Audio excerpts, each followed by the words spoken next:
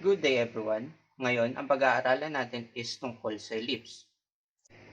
Meron tayong ilang situational problem na kung saan hahanapin natin yung standard equation ng ellipse katulad ng problem number 1.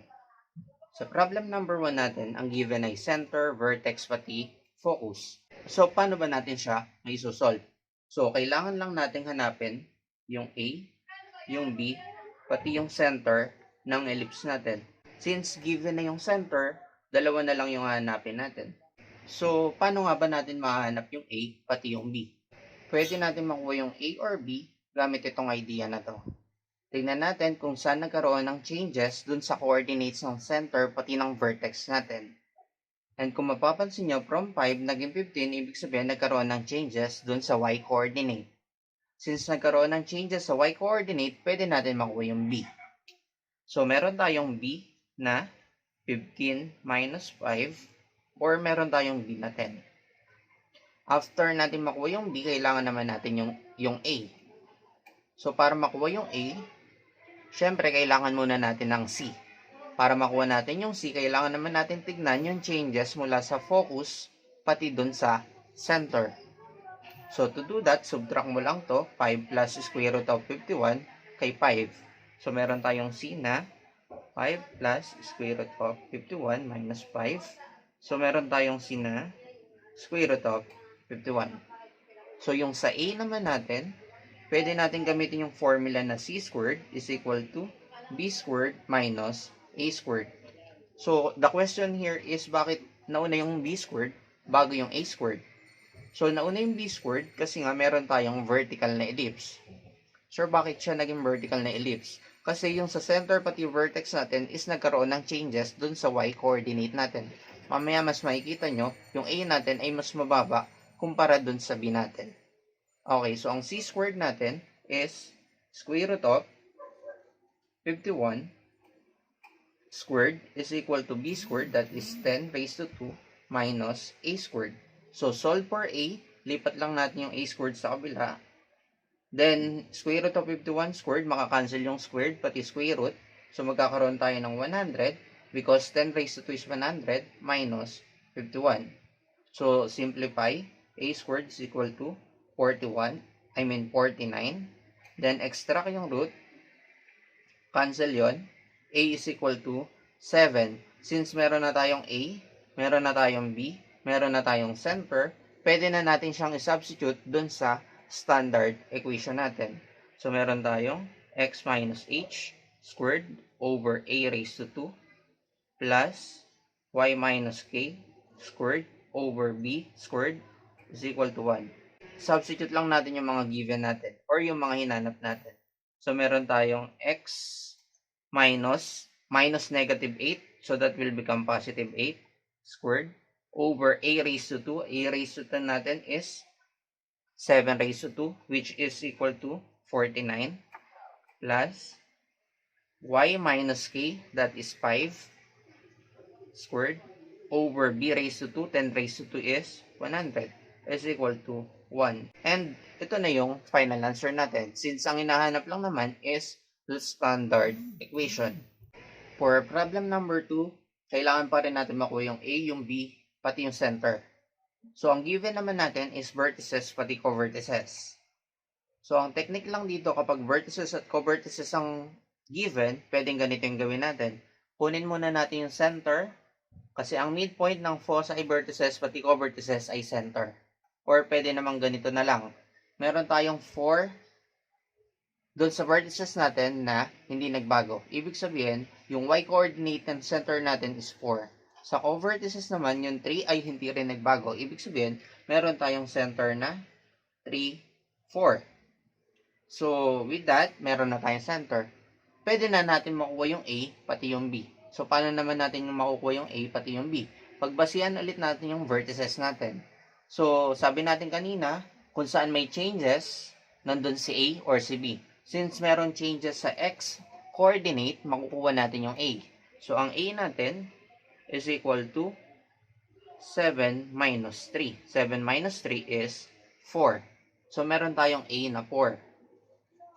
Para naman makuha natin yung B, pwede natin gamitin yung covertices pati center. meron silang changes doon sa y-coordinate. Since meron changes sa y-coordinate, subtract lang natin, meron tayong b na 6 minus 4 is equal to 2. Meron na tayong a, meron na tayong b, pwede na natin kunin yung standard equation. So, meron tayong x minus h squared over a squared plus y minus k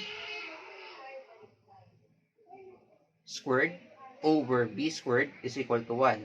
So, meron tayong x minus 3 squared over a squared. Meron tayong 4. 4 raised to 2 is 16 plus y minus k. Ang k natin ay 4 squared. B squared, that is 4, is equal to 1. So, meron na tayong standard equation. For problem number 3, meron tayong given na major axis. And our major axis is vertical. Ang length daw nun ay 10. Minor axis, ang length niya ay 4. At meron tayong center.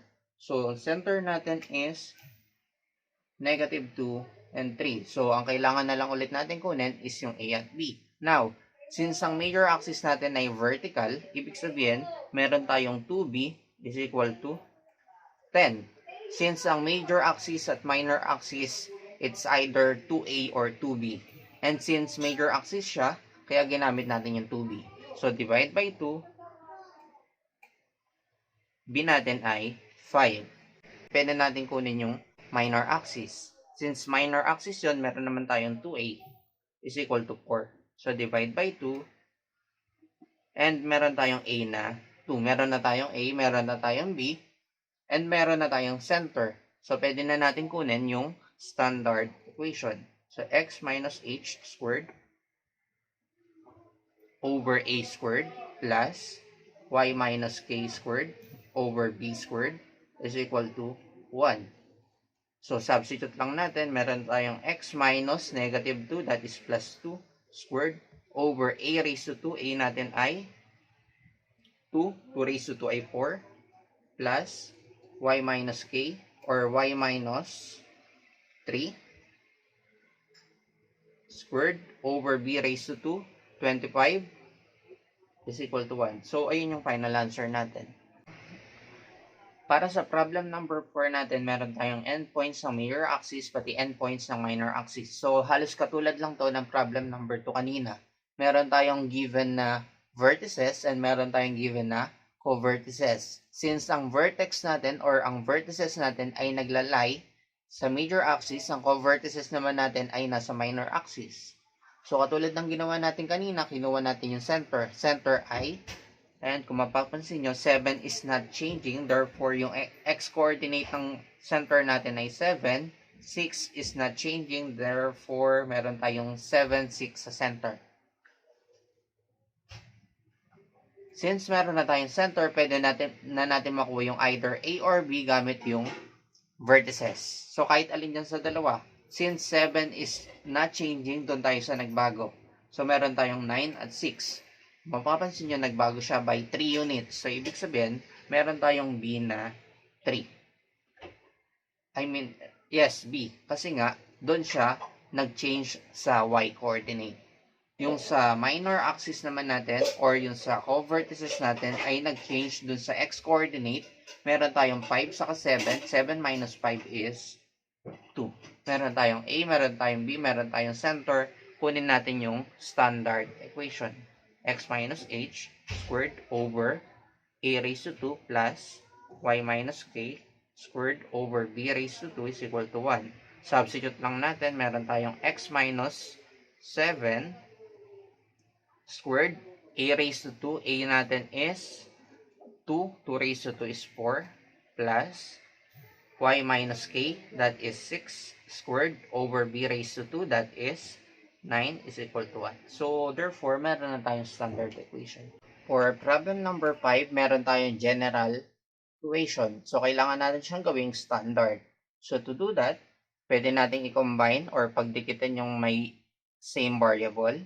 Meron tayong 4x squared plus 16x, yung same variable na y, plus y squared minus 6y. Tapos yung constant, pwede natin ilipat, that is positive 39. So, after this one, kung mapapansin nyo, meron tayong multiplier sa x squared. Pwede natin i-factored out yon. Since wala sa y squared, as is na yan. So, factored out natin yung 4. So, magkakaroon tayo ng 4 times x squared.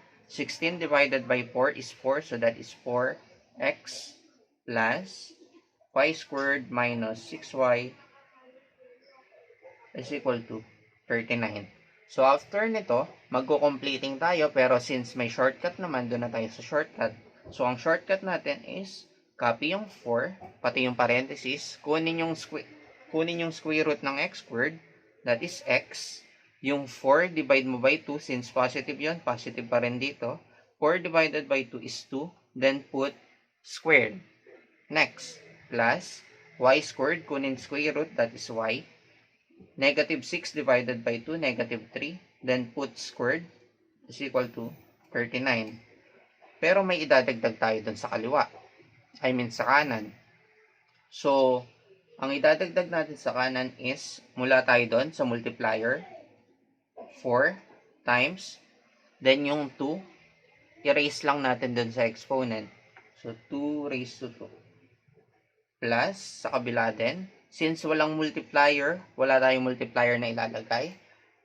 Yung 3 or yung negative 3, erase natin sa 2. Or pwede naman 3 na lang, since raised to 2 naman yan. So, meron tayong 3 squared. So, simplify natin.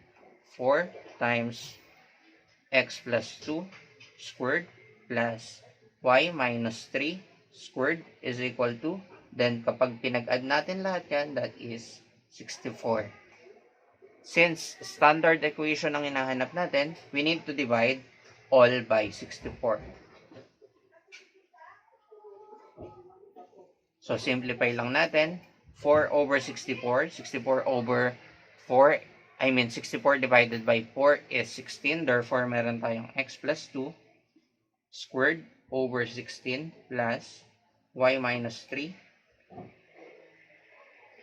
squared over 64 is equal to 64 over 64 is 1. Sa problem number 6 natin, meron ulit tayong general equation. So, tulad ng ginawa natin, pagsamahin natin yung may same variable, meron tayong x squared plus 10x plus 4y squared minus 8y. Lipat natin yung 13, magiging negative 13. So, katulad ng ginawa natin kanina, completing the square tayo. Pero since may shortcut naman, pwede na yun. Square root of x squared, that is x. Positive 10 divided by 2, that is positive 5. Then put squared. Plus, factored out natin yung 4. Then, meron tayong matitirang y squared. Square root mo yon, that is y. Factored out mo yung 4 kay negative 8. Negative 8 divided by 4 is negative 2. Negative 2 divided by 2, that is negative 1. Then squared is equal to negative 13 plus, since walang multiplier, 5 raised to 2 lang yon, plus 4 times 1 squared. Simplify further, meron tayong x plus 5 squared plus 4 times y minus 1 squared is equal to, so that is 25 plus 4, 29. 29 minus 13, that is 16. So, divide both side by 16. Or, divide natin lahat. Pwede naman. Or, pwedeng isa-isa. Walang masama doon. So, meron tayong x plus 5 squared over 16 plus 4 over 16 is 1 over 4. Meron tayong y minus 1 squared over 4. 16 over 16 is 1.